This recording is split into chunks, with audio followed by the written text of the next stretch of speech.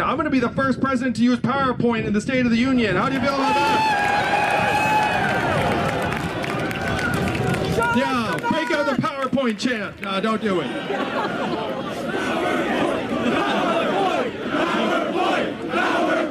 Yes.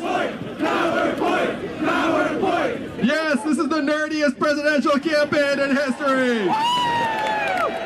We did it, Seattle. We weren't quite there until that moment, but then you just did it. Thank you all. Thank you so much. So some of you might have seen this slide deck behind me being like, that's different. It is different. You should know that I've been stumping throughout the state for quite some time, and this is the first time I've ever used slides. Now I'm using slides in part as a response to... Was I blocking it? Oh, that's cool. So I'm using the slides for a number of reasons. One, I like it. But two, this is something that I've wanted to do in a variety of formats. And I've been told over and over again, hey, when you're on the debate stage, like, people don't see the actual substance of the arguments because you're kind of compressed into like a 60-second time crunch. And I've heard that, and I said, they're right. I would love nothing more than to actually be able to have some time and information to make the data more publicly available and digestible. So that's what this is. You should know that you're all here for Andrew Yang's version of a Netflix special, except instead of Netflix, it's going to be the internet. Also going to make a very special announcement. I'm going to be endorsed in about 2 hours by Dave Chappelle.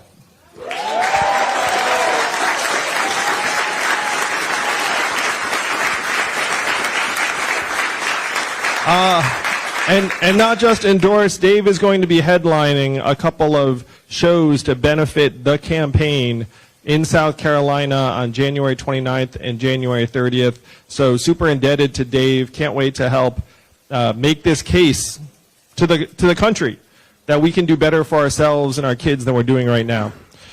So what is the new way forward? How many of you have seen me speak in some context before? Many of you have not. Excellent. How many of you are here because you saw a TV advertisement? That would be exciting. Good, because we spent a lot of money on those ads. So most people don't know me that well, so I like to talk about what brought me to running for president. I was certainly not someone who ever thought I would run for president. I grew up the son of immigrants in this country. My parents told me, get good grades, get a good job, so I tried to do that. I started a business that flopped, but I kept with it. I became the head of an education company that grew to become #1 in the U.S. and was bought by a public company in 2009. And 2009 was a very tough time in so much of the country, where the financial crisis had done a number on communities everywhere. And I thought I had some insight as to why our economy had tanked. It was in large part because so many of the people I'd gone to college and law school with had went straight to Wall Street and helped create mortgage-backed securities and financial derivatives and things that tanked the economy. So I thought that was a train wreck. How many of you all work in nonprofits? How many of you all volunteer for a nonprofit? You should raise your hand to that second one. That was pretty much like, are you a nice person sort of thing, and then it's like, yes, I too am nice. So I went to my wife, said, hey, I'd like to start a nonprofit that's going to train entrepreneurs and create thousands of jobs around the country, and that's what I did for the last 7 years. So that's me with President Obama. My wife got to meet the president too, so my in-laws were very excited about me that week. We helped create several thousand jobs throughout the Midwest and the South primarily, in cities like Cleveland, St. Louis, Detroit, Birmingham, Baltimore, many places I'd never been before. And during this time, I saw that unfortunately the water level was going down, not up, in many communities. And I also saw firsthand the gulf between different parts of the country, where if you flew between St. Louis and San Francisco or Michigan and Manhattan, you feel like you were crossing dimensions and decades and even ways of life, not just going a few time zones. But I was still stunned when Donald Trump became our president in 2016. You all remember that night well. How did you react when he won? shock, tears. Someone said at another event, bourbon. Yeah, it was a shock to me too. It was a giant red flag that tens of millions of our fellow Americans decided to take a bet on the narcissist reality TV star as our president. That's not business as usual. But even if you were sad or dismayed, we all have family members and friends and neighbors who celebrated his victory. And I know that's true here in Iowa because Donald Trump won Iowa by more than 8 points, despite this being a very purple state. So if you were to turn on cable news and ask why did Donald Trump win that night, why would you think that he won? What are the reasons that we've been presented? Russia, racism, not a politician, Hillary Clinton, fear, emails, electoral college, FBI, Facebook, media, all sort of mixed together.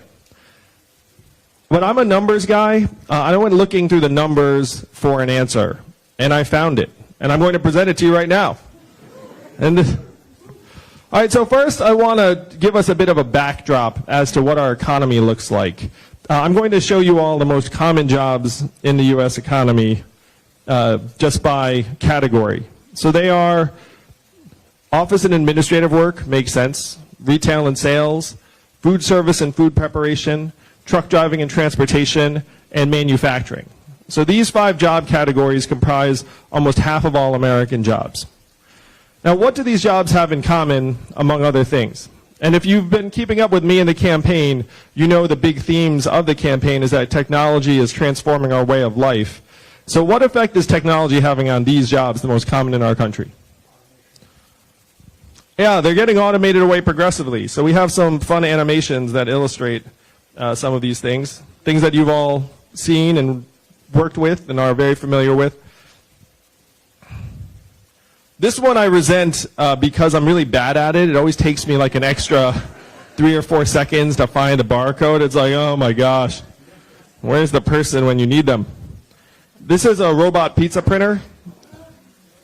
They can produce pizzas just the same and delicious every single time, more quickly and inexpensively. A robot truck you've all heard of. A robot truck just transported 20 tons of butter from California to Pennsylvania with no human intervention 2 weeks ago. Why butter? I have no idea. And then this is manufacturing lines. So these are all things that we've seen in some measure. Now, what are the numbers around these trends? If you look at the impact on our workforce of the automation of the most common jobs in our economy, it is going to hit about 2.5 million jobs annually, which is several times the rate of any previous change that has come before. The White House estimated that 80% or more of the jobs that make $20 an hour or less are at least potentially subject to automation over this period of time. So this is the greatest transformation in our economy in our history, what experts are calling the 4th Industrial Revolution. How many of you have heard the words 4th Industrial Revolution before from a politician? No, this was the first time, right? And I'm barely a politician, Iowa. I'm an entrepreneur who was getting credit for creating thousands of jobs, and I realized that my work was like pouring water into a bathtub that had a giant hole ripped in the bottom, and that the water was rushing out much more than it was being replenished. That water rushing out helped get Donald Trump elected, and now it's going to do more and more. So I talked about the robot trucks a little bit. Most people do not realize that trucking is the most common job in 29 states. There are 3.5 million truck drivers in this country, average age 49, 94% men. So if my friends in California are successful in getting robot trucks on the roads, what is that going to mean for the 3.5 million truckers or the 7 million Americans who work at truck stops, motels, and diners around the country that rely upon the truckers getting out and having a meal? How many of you have been to Iowa 80 in Davenport? Yeah, they've got a very reasonably priced buffet. They say that 5,000 people stop there every day. How many people will stop there if the trucks no longer have drivers? You can think about our highway system as a circulatory system, and the trucks are like blood cells. They're carrying cargo, yes, but they're also carrying economic vitality. because the drivers get out every single day and shower and eat and sleep and live. Almost 10% of the jobs in the state of Nebraska support truckers. What will happen to those jobs in Nebraska when the trucks no longer need to stop in Nebraska? So this is the impact that's coming down the pike. How many of you have noticed stores closing around where you live here in Ames? And why are those stores closing? Amazon. Amazon soaking up $20 billion in business every single year. How much did Amazon pay in taxes last year? Zero. That is your math, Ames. 20 billion out, 30% of your stores and malls closed for good, you get zero back. This map that's up there, all those pins are major department stores that are set to close. How many of you have been to a ghost mall that has lost its anchor stores? How many of you would go back to that mall? Those malls get spookier and more eerie as they empty out. They go from having a lot of positive value to actually being sources of blight very, very quickly. We're doing that to 30% of the country's malls. And if you can imagine what those properties will look like in the years to come, that is what's coming, and we are going to get zero back in return. The most common job in the economy is retail clerk. The average retail clerk is a 39-year-old woman making between $8 and $12 an hour. What is her next job going to be when the store or mall closes? No one is sure. So these are the big changes that we can see. This one we can see around us right now. One of the examples I use for artificial intelligence is when you all call the customer service line of a big company and you get the software or bot on the other side. I'm sure you do the same thing I do, which is you pound 000, human, representative, and just keep saying that word over and over again until you get someone on the line, right? Raise your hand if that's what you do. Oh yeah, I do that too. That software is miserable. As soon as you hear it, you're like, please let this company still employ a human being. I'm going to find that human being right now. But in 2 or 3 short years, the software is going to sound like this. Hey, Andrew, how's it going? What can I do for you? It'll be fast, seamless, peppy. You might not even know it's software. That is what artificial intelligence will actually mean in our lives. Because you don't even need artificial general intelligence to have software that can take the job of that call center worker. You just need a very good decision tree and thousands of voice prompts and software that can detect changes in our tones of voice so they know when we're getting annoyed, and then they can switch gears. AI is getting smarter and stronger all the time. This is an oversimplification. This is just showing the exponential growth of Moore's law, but this is not that far off as to what AI is going to be capable of. The quote on this slide is, AI is the new electricity, which is a quote from a Stanford professor. That's what they're doing right now. And how many people do you know who get smarter like that? Maybe your 12-month-old. Because they can actually start doing things in a particular day. But most of us do not actually ramp up in that direction. So what will the effect of artificial intelligence be on various jobs? I was talking about the most common jobs in our economy, which are retail clerks and call center workers and truck drivers. But this is going to touch many jobs that require high levels of education, because many of these jobs are actually very rules-based, and you can program machines and software to tell you what to do. Radiologists already cannot compete with artificial intelligence software that can see shades of gray on a film that the human eye cannot, and can reference millions of films rather than hundreds or thousands. This is a picture of a robot pharmacist. It turns out being a pharmacist involves a lot of trying to monitor drug interactions and data, and then figuring out what to dispense. I was an attorney for 5 months, which is long enough to know that you can automate away a lot of that job. And that's half a joke, but it's very real.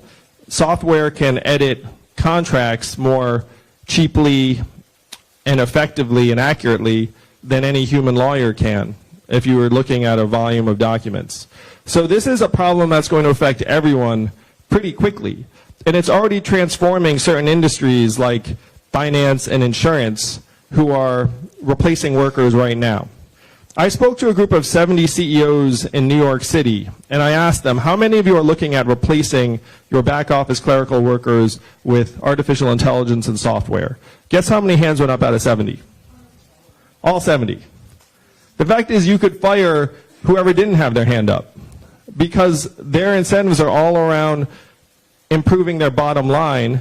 So if someone comes to them and says, hey, you can get rid of some of your workers and replace them with software, you have to do that or you'll be fired. That is the system that we have built.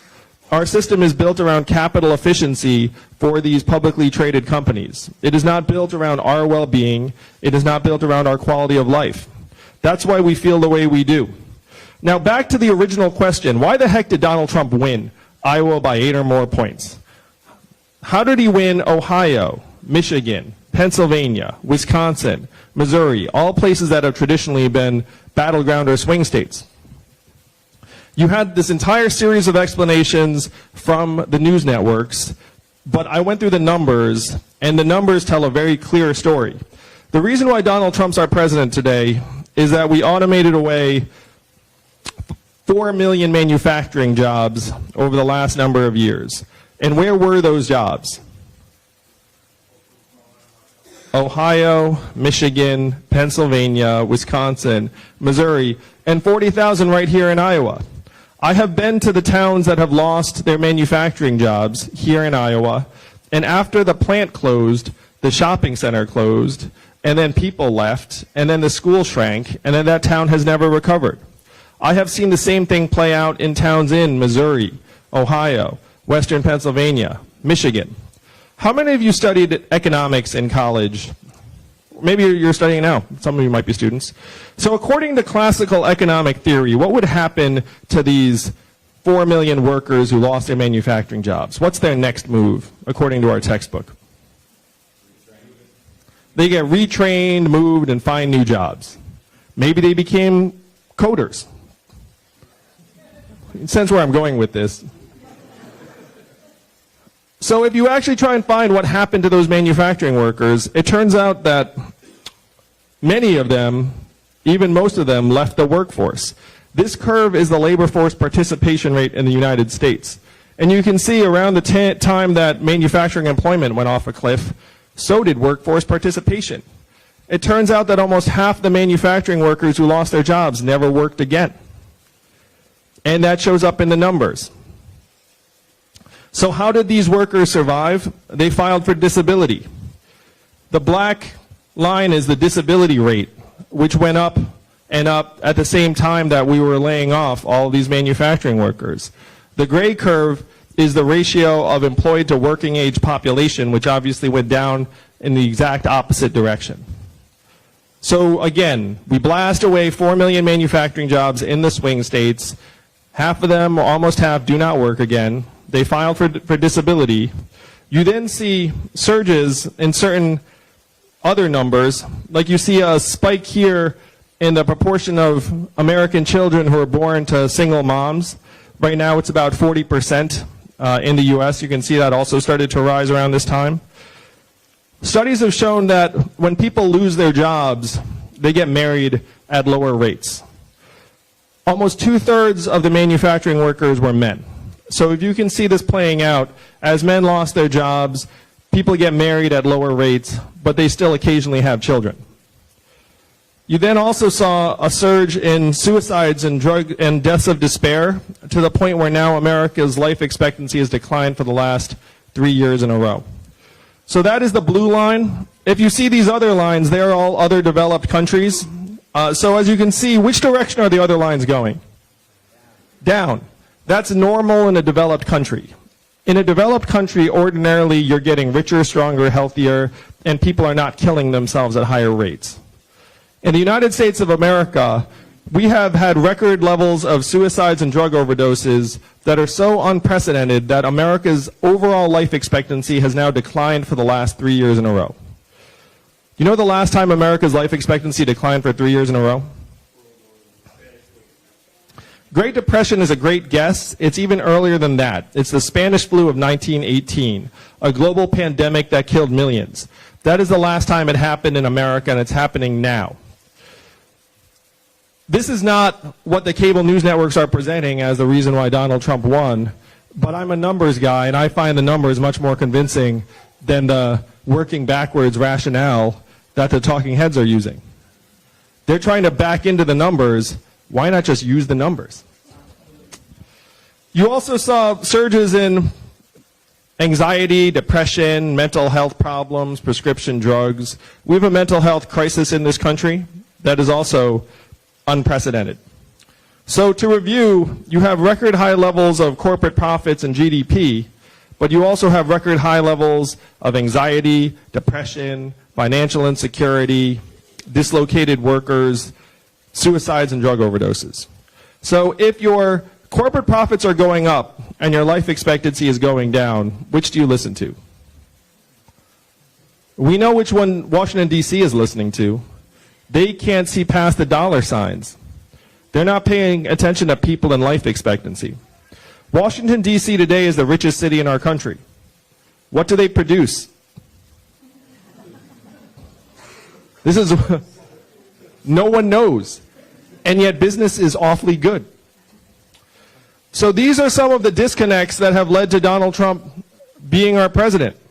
The disconnects and the problems are actually real.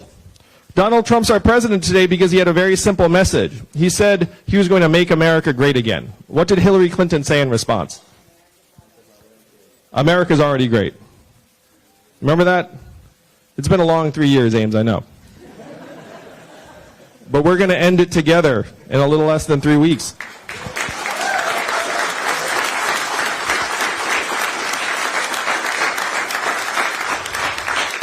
Hillary's response did not go over well because the problems are real. They do exist. We have to acknowledge their depth and severity and reality, but then we need actual solutions that will move the country forward. What were Donald Trump's solutions? Build a wall, turn the clock back, bring the old jobs back. Ames, you know we have to do the opposite of these things. We have to turn the clock forward. We have to accelerate our economy and society to rise to the real challenges of the 21st century. We have to evolve in the way we see ourselves and our work and our value. I'm the ideal candidate for that job because the opposite of Donald Trump is an Asian man who likes math.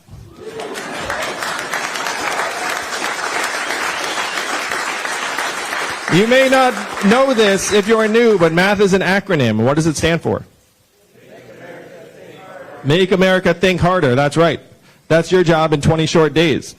So how are we going to actually move the country forward? If you're here today, at some point you heard that someone's running for president who wants to give everyone $1,000 a month. How many know that? Yes, and I do. And that's what we have to do to actually start moving these things in the right direction. So what I'm saying we have to do is distribute the gains from the Amazons and Googles and the AI companies of the world to you all, to your families, to your communities. Build a trickle-up economy from our people, our families, and our communities up. $1,000 a month in your hands would be a game changer for millions of families right here in the state. Particularly because in the trickle-up economy, when the money is in your hands, where will it go? How would you spend it? How much of it would stay right here in Iowa? Most of it, not all of it. You might get your own Netflix password. But most of it would go to car repairs you've been putting off, and daycare expenses, and Little League sign-ups, and local nonprofits, and religious organizations, and to arts, and creativity, and culture, and entrepreneurship. And I know how necessary this is in part because of my own family. My wife is at home with our 2 boys every day, one of whom is autistic. How much is her work included in our economic measures? 0. That gets a 0. And it's not just her and Kyle and all the caregivers who are taking care of ailing loved ones, or all of the volunteers and activists in our communities who are doing it out of love, or the coaches and mentors who are trying to make people stronger. How much do they all get valued at? 0 or near 0, again and again. 98% of artists, 0 or near 0. Local journalists, more and more. We put 2,000 local newspapers out of business over the last number of months because all their revenue went up to the internet. Do you know what doesn't function as well without local news? Democracy. How the heck can you vote on what's going on in your community if you don't get any information about it? These are the things that we claim to value more highly than anything else. Our families, our communities, our democracy, but we're allowing them to get zeroed out one by one by one. And that's what the freedom dividend changes. The freedom dividend makes the case to our fellow Americans that we all have intrinsic value as people, as citizens, as human beings. We have to disentangle this confusion that economic value and human value are the same things, because they are not. What do you say? Is that true? Yeah. That is the message that we have to take in 20 days. This $1,000 a month lays a foundation that makes us all more able to adapt in unprecedented times of change, which is right now. And then we need to measure our economy by things that would actually tell us how we are doing. Even the inventor of GDP said 100 years ago, this is a terrible measurement of national well-being, we should never use it as that. And here we are 100 years later, riding it off a cliff. Robot trucks will be great for both corporate profits and GDP. They'll be terrible for many, many Americans. So instead of GDP, we should be measuring our well-being through our own well-being. Health and life expectancy, mental health and freedom from substance abuse, childhood success rates, clean air and clean water, how our kids are doing. These are the real measurements of our country. I will modernize GDP to include these things, and I will present them to you all each year at the State of the Union in a PowerPoint deck. I'll be the first president to use a PowerPoint every year.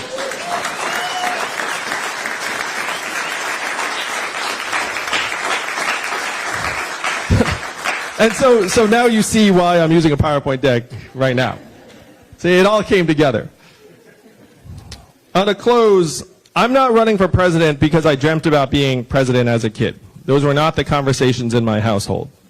Raise your hand if you're a parent like me and Evelyn. If you're a parent, at some point over the last number of years, you've had this sinking feeling that we are leaving our kids a future that is less secure, less stable, less bright than the lives that we have led.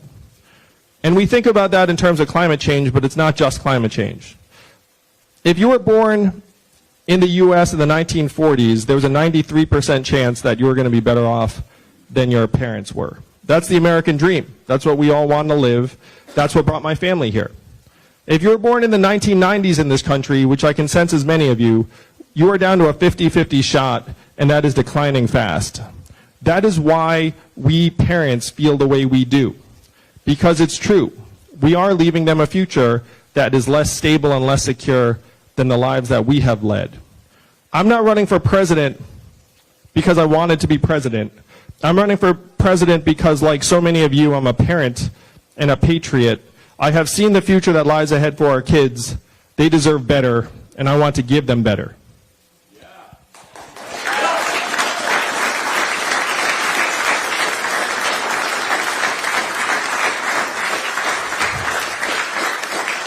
But in this, you all are the most powerful voice in our country.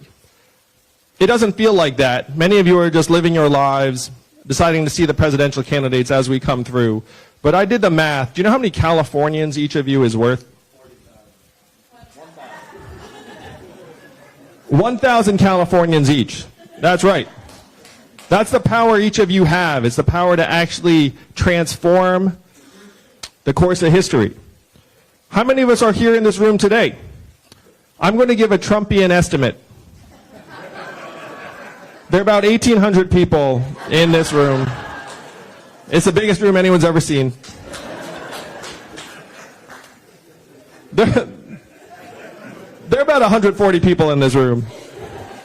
But 140 would still be almost 4 football stadiums full of Californians worth of power. You all have the power to do something that the rest of the country only dreams of. The rest of our fellow Americans look up and they see our government as a series of pipes that are just clogged full of money, clogged full of lobbyist cash, and they despair they can do nothing about it. They are generally right. They can do nothing about it. Only you can do something about it. It's up to you to flush the pipes clean and retake our government so it starts working for us and not the corporate interests in 20 short days. Thank you very much, Ames.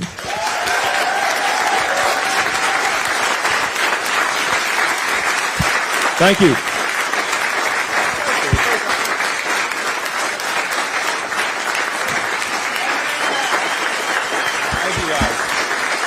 Thank you. Let's make history together. Let's fight this ad for our kids and win.